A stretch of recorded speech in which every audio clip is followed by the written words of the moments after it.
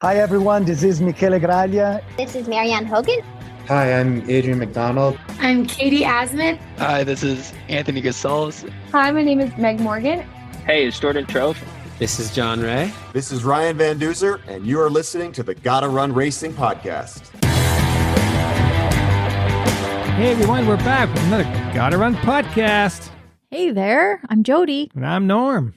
How's your recovery after Sugarbush Shenanigans coming along? Well, it's taken its sweet time. Oh boy. I am a slow healer. My glute min is hanging on for dear life. So I haven't been running, haven't been doing anything, to be honest. But oh boy. That's typical for me. But I've been pretty consistent this year, so a little break's not going to hurt, right? No, you'll remember where you left off. Yeah, I hope so. And something new for our viewers and listeners. Not only can you find us on Patreon and support us that way, and also follow us and like us on Instagram and all our socials. Yeah. But you're going to start creating a new OnlyFans page.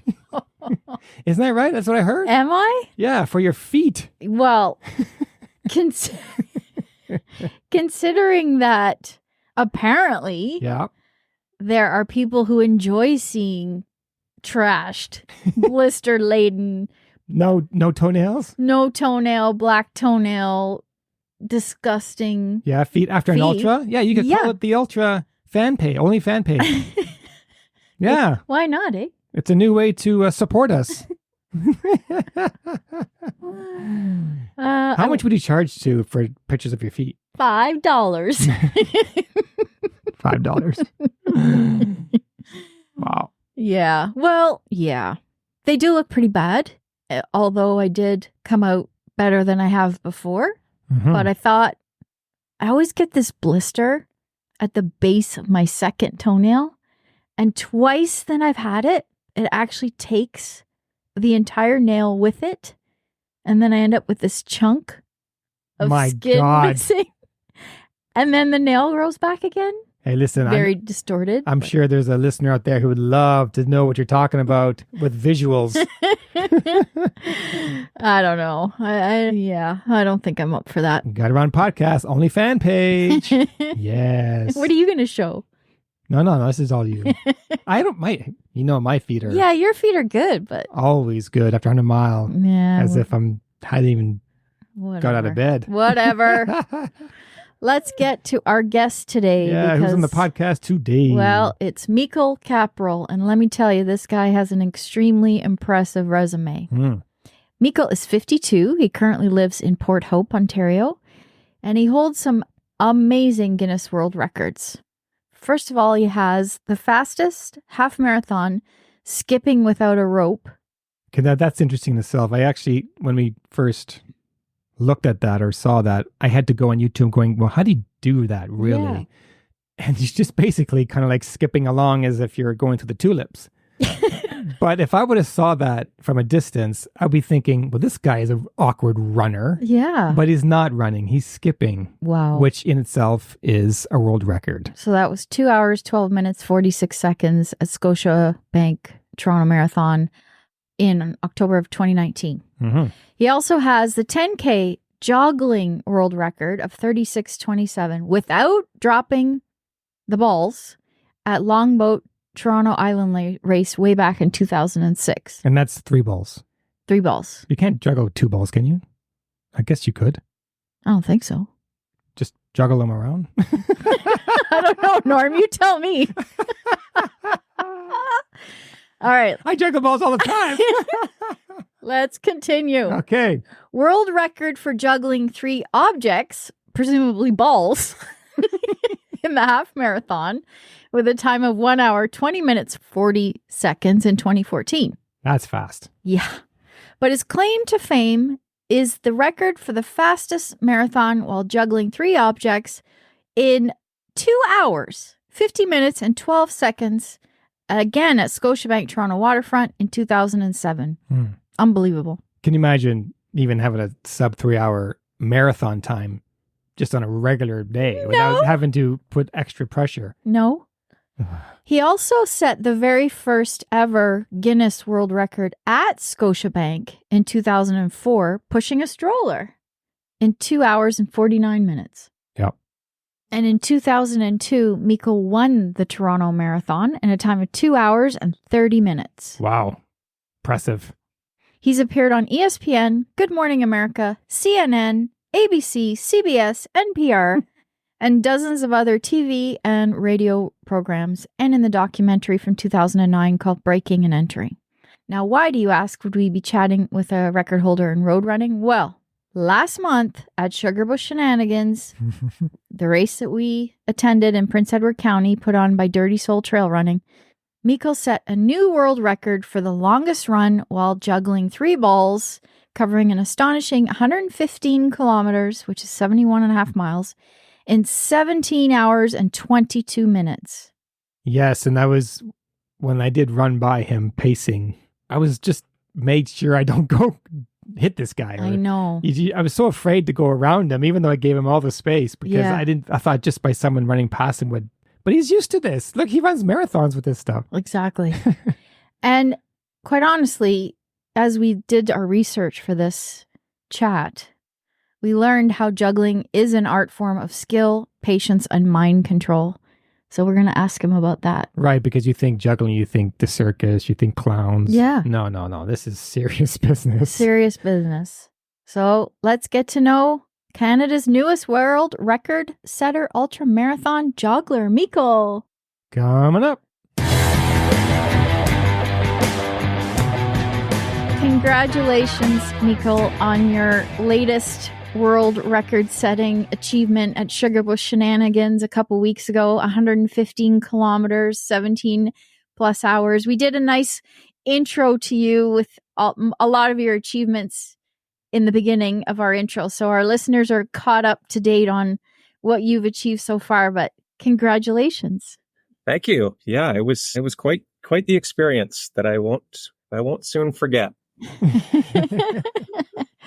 Well, before we get to Sugarbush, let's go back to the very beginning. What came first, running or juggling? Oh, that's kind of hard to say because, I ran for my grade school cross country team, but then I learned how to juggle when I was about 10 or 11. Okay. And so I think probably around the same time, I would say. All right. But I learned how to juggle, but I didn't really juggle for many years. So it was a big interlude when I wasn't running or juggling really. And then I guess I got into running seriously when I was around 26. So that's when I first started training for marathons and other road races. And I didn't add the juggling in until a bit later. And what made you decide to combine the two? Well, I think it was kind of a dream I had for many years, but didn't really realize it because I first in 2004, I set the Guinness World Record for the fastest marathon pushing a baby in a stroller with my kid, Annika. And so that was kind of my first foray into setting world records. And I was raising money for a sick kids charity. Nice. And the family who were running the charity said that they were really happy. Like, that was so good. Like you raised all this money. What are you going to do next year? And then I just blurted out, well, I'm going to do it while juggling. And I didn't know how to do this yet, but I did remember it from, like I said, a dream that I had when I was probably 13 or 14, flipping through the Guinness Book of World Records with my sister. We used to try to find like records that we could break maybe. And I came across the Guinness World Record for the fastest joggling marathon, which I thought was the funniest thing. And I had just learned how to juggle like not too long before that. And so I guess it's kind of stuck with me. And that's why I first started. And so the next year is when I set the world record for the joggling marathon for the first time. And what was the record that you saw in the book? I think at the time it was like 4 hours or something. So I think it was the first, it must have been the first year that it was in the book. And I actually talked to the guy Albert Lucas, who was the one in the Guinness book at the time, like when I was first started training to break the record for the first time, when I was trying to get advice from him. Wow, that's cool. That's really cool. Yeah. Yeah. It was like 4 hours. And then by the time I was going for it, it was 3 hours, Wow. 22, I think. And the first time I said it, I joggled a 3:07. Wow, very good. So you broke your own record that still stands today. Is that right? In 2007 at Scotiabank? Well, actually, I broke the record. So I have a big joggling rivalry with a guy named Zach Warren in the US. And so after I first set the record, I found out 2 months later, I got a call from someone at the Harvard Crimson paper. And they were like, "How do you feel about Zach Warren breaking your record?" I was like, "What?" So he broke my record by less than a minute. And so I was like, "Oh, come on. I can't let this happen. I can't be the second best joggler in the world." It's like, there's probably only two of us. So I challenged him to a joggling marathon duel at a race of his choice. And he was living in Boston. So he said, "All right, I choose the Boston Marathon." So no way. we raced each other in Boston. He beat me there and set a new record of 2:58. Then I came back to the Toronto Waterfront Marathon, did a 2:57. Then he breaks that 2 months later again, does a 2:52. We race each other in Salt Lake City Marathon, and I beat him, but fall 1 minute short of the record with a 2:53. And then my wife, Diane, convinces me to give it one more shot. And then 2007, I joggled the current record, which is 2 hours, 50 minutes. Unbelievable. Crazy. I love that duel. Yeah. Oh yeah. It was a blast. Like we actually became good friends, and I went to his wedding just earlier this No year. way. And he had a juggling procession as part of it. So I got to take part in that. Is he still running or is he still joggling? A little bit. Yeah. I think he's pretty busy with other stuff, but I think he does a little bit, but he's not racing or anything. And how many marathons to date have you joggled? Do you recall? I have joggled 9 marathons so far. Yeah. I guess you kind of need a rival. Every bad man needs its penguin and you need to know that there's someone out there who's pushing you, eh? You need that. Yeah. And I don't know if I would have continued it, because my plan was to just do it once, but then because he kept breaking my record, then it kind of forced me to get out there and keep doing it. And then that really made me appreciate the sport of joggling as a thing of its own that I wanted to keep doing. And I really kind of fell in love with it. And now I can't stop. Incredible. Now, fast forward to last year, you ran Sulphur Springs 100-miler. Mm-hmm. What made you without juggling? What made you decide to switch to ultras without juggling? Oh, I was back in probably 2008. I was the founding editor of Canadian Running Magazine, and I think as part of that, we had a trail issue every year, and so just writing those stories about the ultras for that trail issue really captivated me, and I just was fascinated by the idea of running long distances and training for marathons. I always loved the long runs, and I just wanted to get into running longer and longer distances. But then there was a time after I turned 40, I joined a Masters track club. So I kind of went the complete opposite direction, where I was like, okay, I want to do a 100-mile trail race, but then I also love the 800 meters. So for several years, I trained for the 800, and then now I've kind of finally gone the other way and to pursue the distance ultra dreams. Was that your very first ultra, the 100-miler? Yeah, no, I did a 50K. Many years ago, I did the 100K championships, but it was like on a road, and I only made it to 50K because I had a bit of a leg injury. So I guess that was my first one. And then in 2008, I did the Rock and Ice Ultra in the Northwest Territories. That's nice. Wow. And that I did the 3-day one. So it was 3 days of 45K a day. Nice. It was like a stage rate. Mm-hmm. And that was brutal because it was freezing cold, which is to be expected, but there was a huge snowstorm. And so the 45K, I was expecting to take whatever. I thought I could maybe do it in like 4 hours, stupidly. But because of the steep snow, it took 8 to 9 hours per day. And I just didn't fuel properly. It was just a disaster. But I still loved the experience of running that far. Wanted more. Did you think that, okay, let me try a 100-miler first, and then let's see if I could incorporate juggling into it? Is that what the idea was, or you didn't even think about that? Yeah, that was the idea. So I did really want to, since I had kind of combined juggling with every other type of running event I could conceive of. Like I've done a joggling beer mile, and I did a joggling trail race, but a shorter one.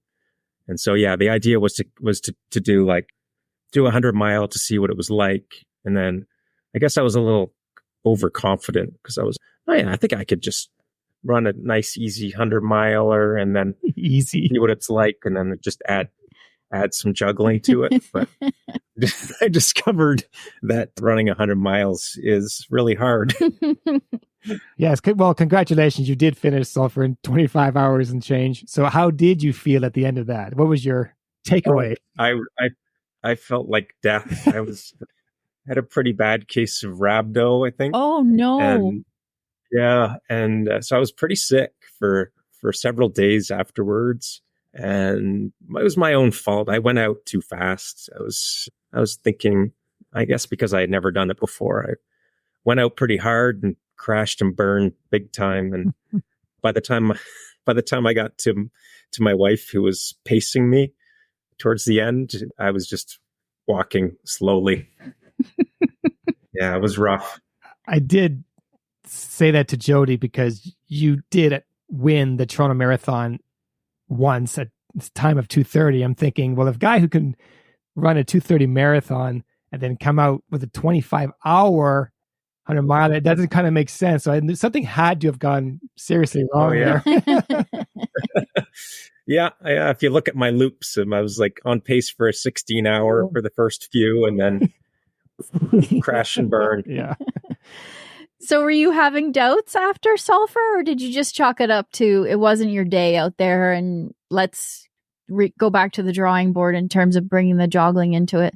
Oh, yeah. I really wanted to give it another go because I knew that the race didn't go as planned, and I learned a lot about fueling and pacing. Yeah. And just ultras in general. So I knew I wanted to come back and give it another shot, do it right. My family were like, I don't think you should do anything like that again, after they saw how sick I was. But so I had to keep reassuring them, that's not going to happen like that again. I learned. So can you briefly explain the rules of joggling? What happens when you drop a ball, etc., or what can you actually use to juggle? Yeah, luckily you don't have to go back to the beginning if you drop a ball. Yeah. The rules are that you need to just be juggling every step of the way forward. Mm-hmm. So you can, if you drop a ball, you just go back to where it fell and start again. If you need to stop to eat or drink or whatever, then you just have to basically stop juggling. When I'm running a marathon, I'll pull up to the side of the aid station and then just drink like a whole bunch of drinks at once, and then start juggling again and be off on my way. Okay. And you can juggle anything, really. Yeah. Okay. Yeah. For some reason, Guinness World Records wants you to be juggling the same props throughout. So you can't like exchange for different juggling balls in the middle. How much do they weigh, the ones that you use? I started, the ones I use now, I call them my racing bean bags. They're very light. They're 85 gram. Okay. But then I started out with much larger, heavier juggling balls and discovered that they really burned out my arms. So it was especially important to have lightweight bean bags for the ultra. Right. And they probably absorb some of the sweat in your hands too, I would imagine, the material. Yeah, they do. Yeah, they definitely gain some weight over time. But you can't switch up a ball. You have to keep those three. Nope. Okay. That's right. Okay. Okay, so heading into Sugarbush, Was your goal to see how long you could run in 24 hours? Like you wanted to sustain for the entire time, or did you wanted to really get to a benchmark number? Well, I wanted to get to 100 miles just because it's that kind of epic number. But then I also had planned to just keep going to see how far I could go.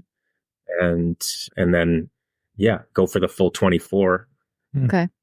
And what was your longest run joggling before you attempted this? I'd never gone further than a marathon joggling. Okay. Oh, wow. So this is going to be a big challenge. Yeah. So it was an unknown. I was venturing into complete uncharted territory with this. Now let's set this up. We did chat about Sugarbush briefly last time that we had a podcast because of my experience there, but the race course is a 3.3 kilometer loop through a winery and farmer's field, 2K of which is zigzags, which featured 9 extremely sharp turns, very, very hard, compact ground. Did you know the course route before you signed up? Did you reach out to Dirty Soul to find out? Because I certainly didn't. I knew it was a 3.3K loop, but I have to say I did not know about the zigzags until we got the course guide. No, I also didn't know about the zigzags. And I kind of assumed the course would be a little bit more even and a little bit flatter. Well, it was pretty flat, but it was much more uneven than I expected. And until I saw I think the day or two before the race, I saw a little screenshot of the zigzag and I was like, whoa, what is that? Yeah. And so it was, and even the trail section, like I didn't find out till I did message the race director, Aaron. It was because he posted something about there being some routes and trail features. And I was like, we're talking about trail features here. And he's like, yeah, there are a few, rocks and routes, but it's not too bad. Did you go out for a run just to run the course beforehand? No, I didn't. Okay. Okay, so let's take us through you're at the start line and we're going 3, 2, 1. How are you feeling? And take us through the first 30K, let's say, of the race. Okay. Well, I was feeling pretty good at the start. I have a shoulder injury from, I think it's left over from 5-ball juggling. Oh, wow. Which is a lot more involved in your arms. And so I had this pesky shoulder injury that I got some treatment for. So I was most worried about that. And so when I started, I kind of changed my juggling form to compensate for that by using more of my wrists on my right hand. Okay. And so that seemed to go well. Like I was feeling good, like the first bunch of laps. And I did discover that the course was a lot more challenging than I expected with all these zigzags, and the ground was quite uneven. And like you said, very firm. And so I really had to watch my footing, like as I was juggling the whole time. And the previous guy who set the distance joggling record did it on a road. And so I was thinking like, wow, this is really a lot harder than a road. But yeah, it still felt pretty good. I did have trouble controlling my heart rate. So I was trying to monitor my heart rate to keep it low enough that I could sustain this for 24 hours. And yeah, like my juggling, the thing about juggling is that you can't juggle slowly. Right. Like there's no jogging equivalent of juggling. It's just you're juggling or you're not. So I had to keep stopping and being like, okay, you got to slow down and like get your heart rate under control. And I had real trouble with that at the beginning. I was going too fast and just getting a little too excited. And so I had really struggled to kind of keep things in control, but still felt okay. And then after about, around 30K, I would say things started to get really hot. Like it was very humid and the sun was out, and 2K of the course is right out in the open. And so I had just a little struggles with not feeling great in the middle of the day once the sun started beating down on me. Yeah, no doubt. And how was your shoulder feeling at that point? It was feeling good. Yeah, my shoulder felt great for the first, I don't know, 50, 60, 70K. And then my wrist started hurting like really a lot because I shouldn't have changed my form. It was kind of a mistake. And yeah, my right wrist just started really, really hurting. And every toss was like, ow, ow, ow. Oh, no. Really? Wow. Yeah.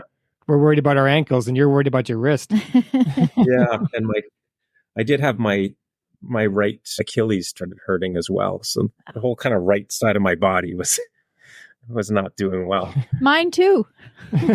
Yeah. Is it because of those right turns? I don't know what it was. Yeah, maybe. Were you aware of your surroundings if anybody was coming close to you and that they may bump you? I guess you're used to that in a marathon, eh? Hey guys! Compression therapy is something most runners are familiar with, whether it be socks, sleeves, or recovery products, right, Norm? You got it. Compression plays a huge role in reducing swelling and inflammation, speeding up muscle recovery, preventing delayed onset muscle soreness, aka DOMS, and relieving muscle pain. You guys are all runners, you know that. We are very excited to be partnered with Air Relax Canada. In fact, we'll be offering free demos of their leg compression therapy at both Rainbow Trail Run and Island Lake Classic this year. So if you're signed up for either race, make sure you swing by the tent to try out their system. We'll have the 3.0 leg recovery system on hand. Not only that, but Air Relax is offering our listeners a 10% discount if you order using our link and coupon code, which will be posted in the show notes. Check it out. Yeah, I can really look around. I don't really need to look at the juggling balls when I'm juggling. I can just kind of look around wherever as I juggle. So that's not too much of a worry, but it is hard to, when you're making lots of micro adjustments with your footing, to also adjust your arms when you're juggling. So it was a lot more to think about. Were you not worried about, because there were a lot of people wearing headphones, were you not worried that they wouldn't hear you? Yeah, I surprised a few people when I was running past them. That's right. That could happen. Yeah. And why are you passing them? They're probably wondering that. How come you're passing me? Yeah, this isn't right.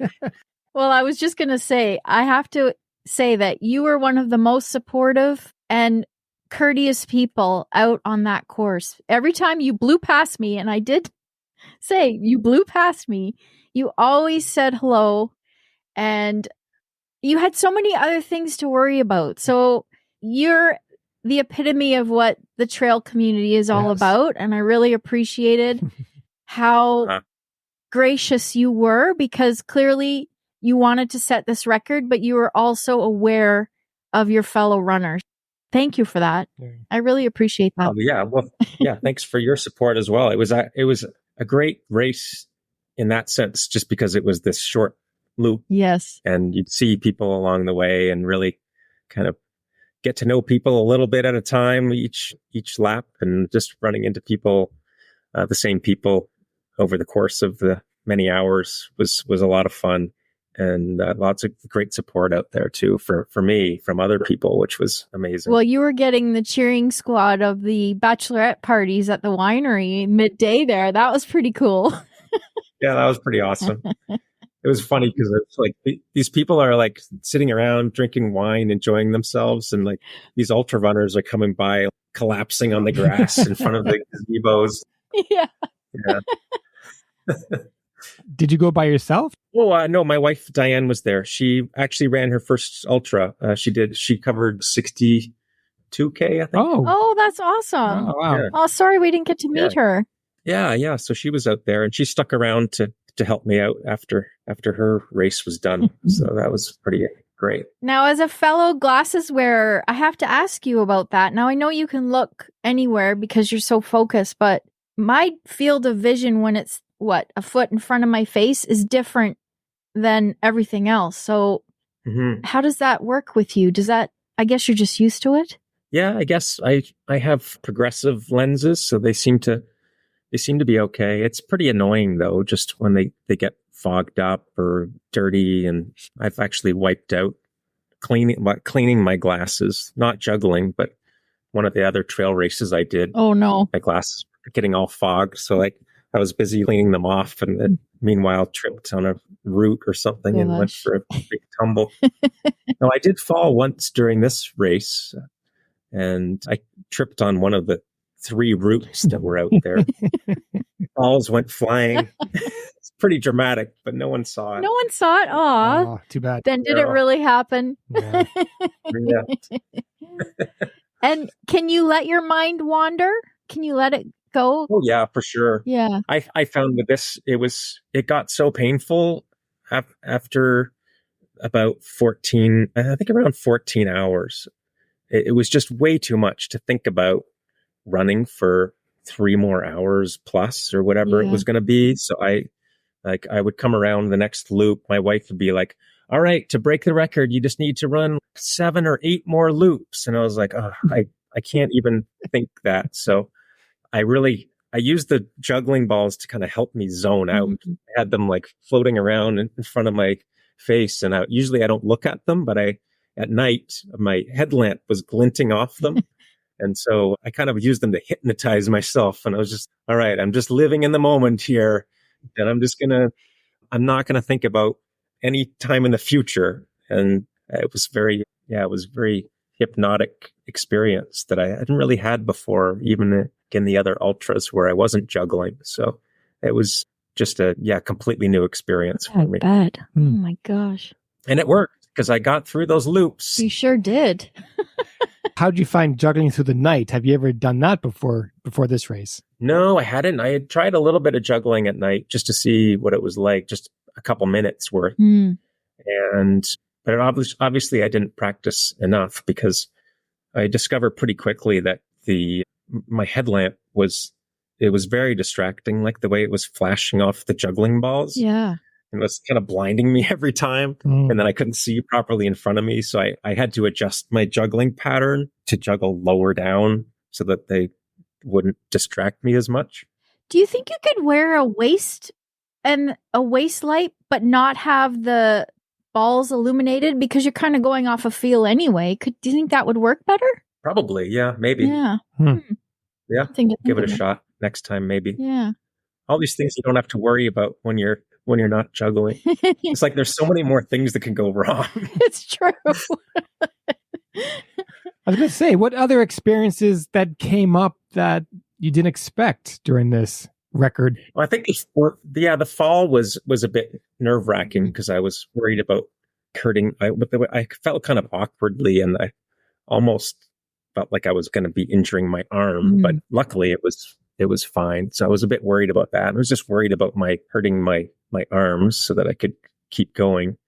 And yeah, I think just the experience of juggling for that long was kind of brought me into this otherworldly experience, doing something that I don't think your arms are really meant to be.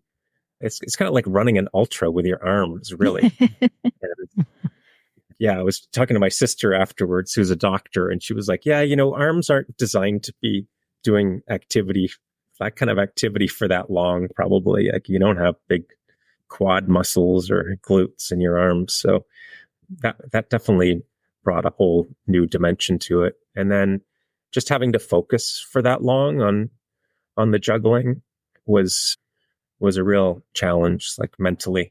Yeah, I bet. And you've brought it upon yourself too. That's the thing. It's like, Yeah.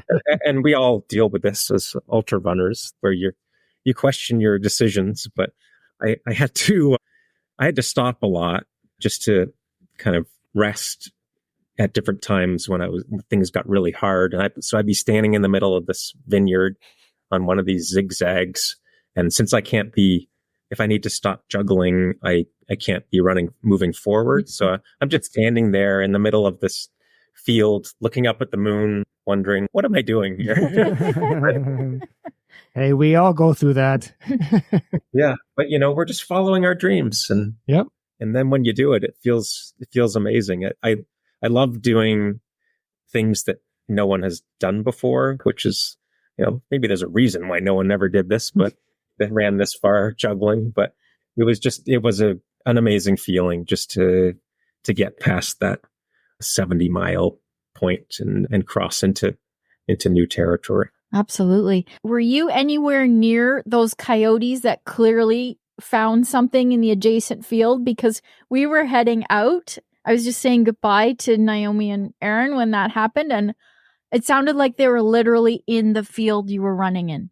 Oh, yeah. Was I ever close? A couple times running past, I was seriously worried that they were going to be attracted to this guy juggling and running. Are coyotes attracted to juggling balls? Because I know dogs are. I ran the Boston Marathon when I was juggling, and I got chased by a little dog that was jumping up, trying to grab the balls out of my hands. And so I was like, are these coyotes going to attack me because they're attracted to juggling balls? Luckily, I survived. I was so glad that I wasn't in the field at that moment because it sounded so close. Oh, yeah. They sounded like they were feet away from me. Yeah. Terrifying. Yeah. Oh, my gosh. Yeah.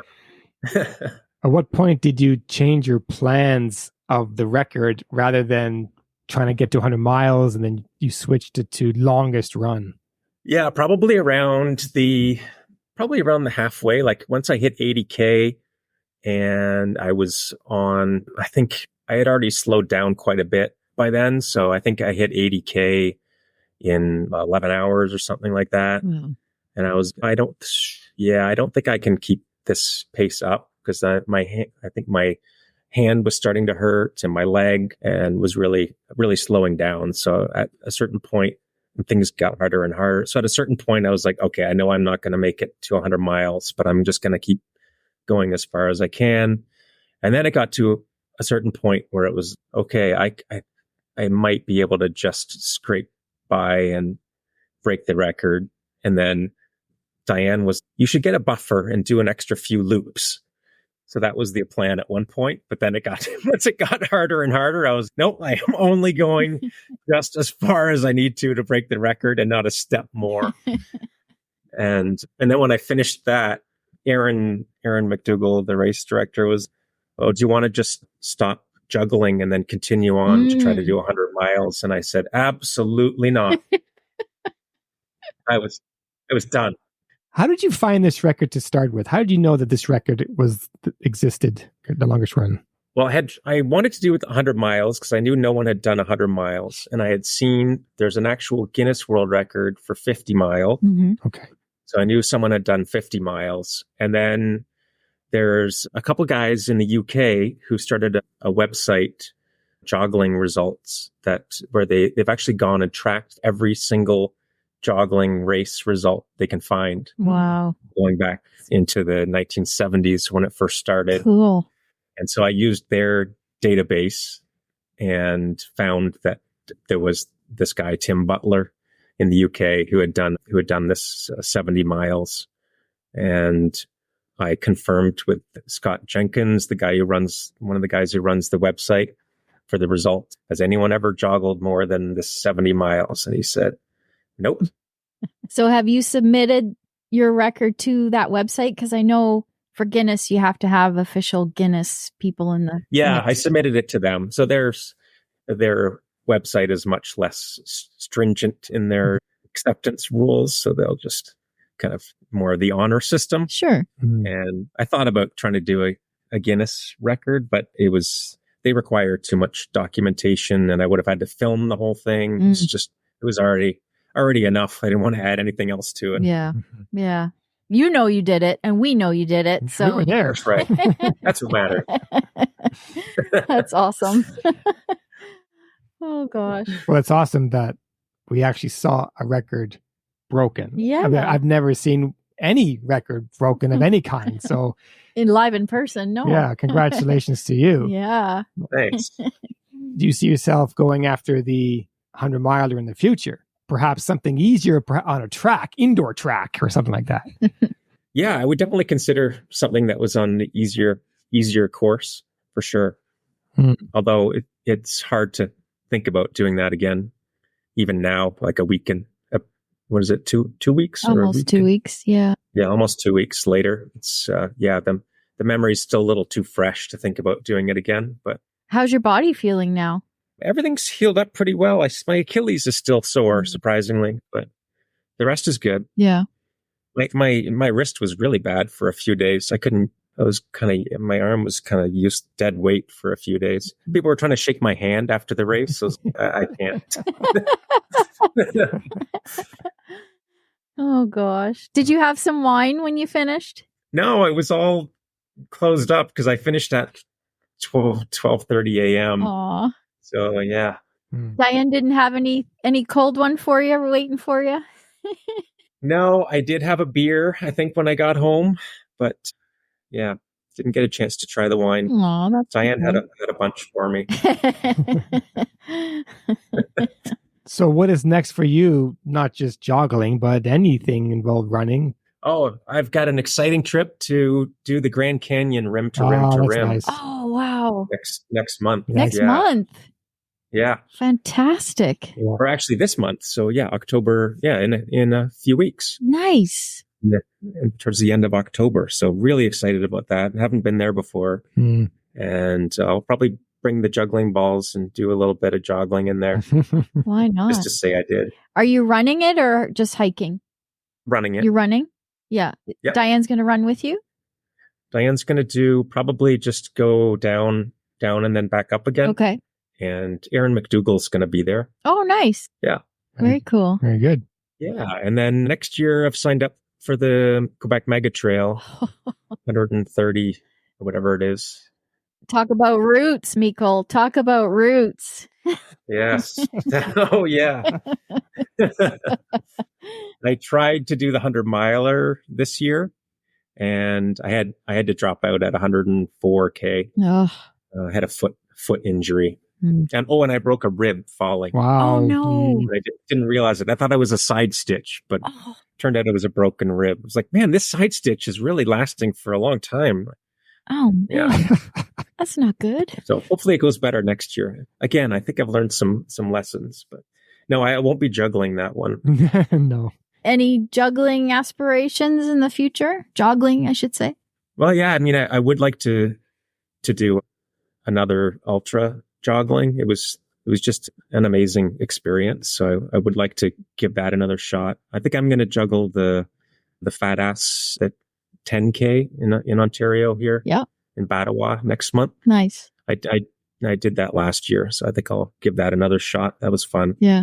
The trail joggling is actually really interesting just because you really need to adjust your juggling pattern a lot with all the ups and downs and turns. Yeah. So I found it was like a completely different sport than road joggling. So I'm really into trying some more of that. Yeah. That might actually be better for your body because it's not the same repetitive motion over and over. You're varying it up. Yeah. Wow. Do you have any advice for someone that is interested in giving this a try? How would they start? All the millions of people out there who want to take up joggling. Yeah, just you got to be patient because there's a lot of failure involved in juggling and running and juggling because you're going to be dropping the balls all the time. But just trust the process, and if you just keep at it, when you learn how to juggle, it's the same way. It's very annoying at the beginning because you're dropping all the time. Right. But then if you just keep at it, you just get better and better, and it's kind of like magic with the way things come together. And then you'll hit a certain point where it's, wow, this is actually fun. I would love to see this as an Olympic sport, to see every country represented on a track going around and around. This would be something. Me too. I think it will be a blast. Yeah. Did any of your kids take up juggling? No, they didn't. They have talked about it, but they haven't yet. Okay. But both of them have started to run just now. Nice.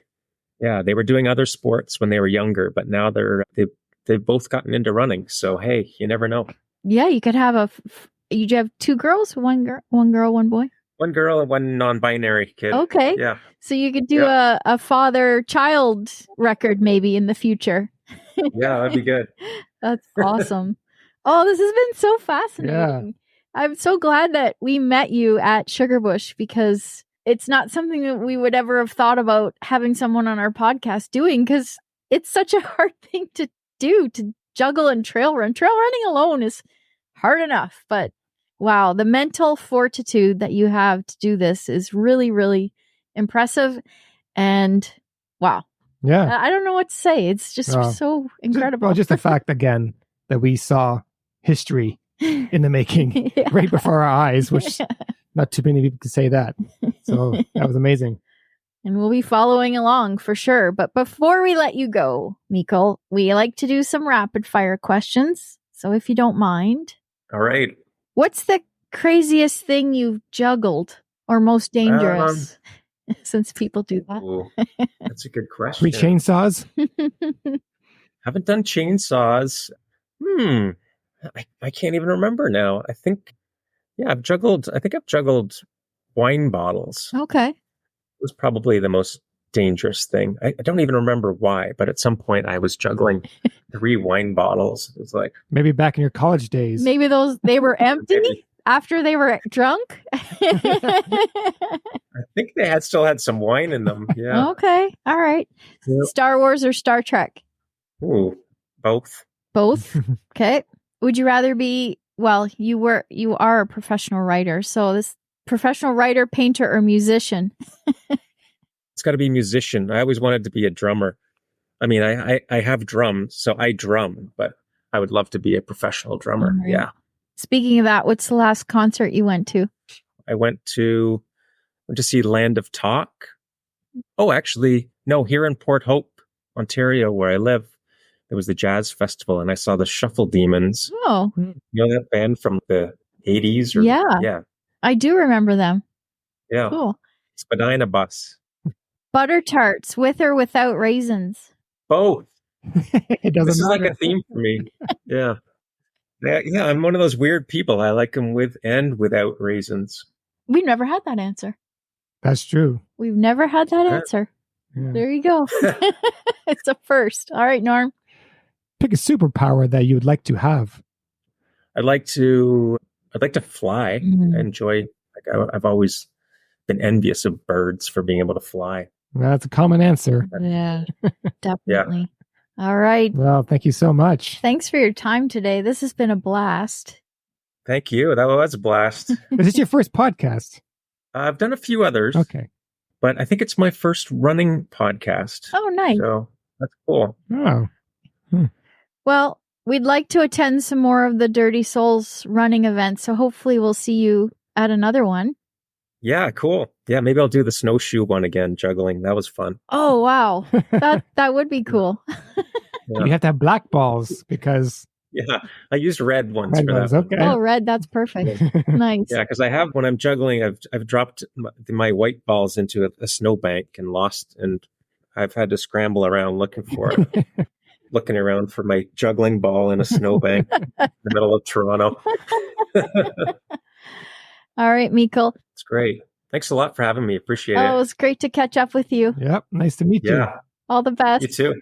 See you around. Bye. Bye. Bye. And that was Michal Kapral from Port Hope, Ontario, current record holder for the longest run while juggling. And we saw it firsthand. When I first saw him at Sugarbush at the start line, and he just ran by me juggling and going, okay, interesting. I didn't know that was happening. Did you know that was happening? Like it was... I knew he was going to be there to attempt it, yeah. Oh, Maybe I didn't didn't know. tell you. I thought, well, okay. And then when I did pace some friends doing some loops, and I was very cautious to go right around him. I didn't want to disturb him, No. but then again, like he said, it's just natural. He can look around and he can chat with you, and Oh, yeah. so Yeah, the concentration is really commendable. And that was 115K in 17 hours. Just over 17 hours. Wow. To do a 115K in 17 hours is a great time without juggling. Yeah, it sure is. So impressive. So impressive. Well, I'm excited to see what he does next and to see if anyone challenges his record. That's true, because he's on that website. Someone's going to look it up going, But that's the thing. There's no, well, this guy got his record on a road. Well, this guy got his record on a trail. It has to be on the same type of Surface. Because I suggested go on a track and you can go around in circles until you fall over, pretty much, right? Yeah. So, interesting. We'll see what happens. We'll see what happens. And hey, if you guys know of someone that you think we should talk to on this podcast, hit us up. You can send us an email, GottaRunRacing@gmail.com, Instagram, Facebook. We're always looking for unique stories because after all, every runner has a story. And don't forget, Jodi's opening up her OnlyFans page. Oh no. We're looking for customers. That is not happening. All right. Until next time. Cheers. Bye.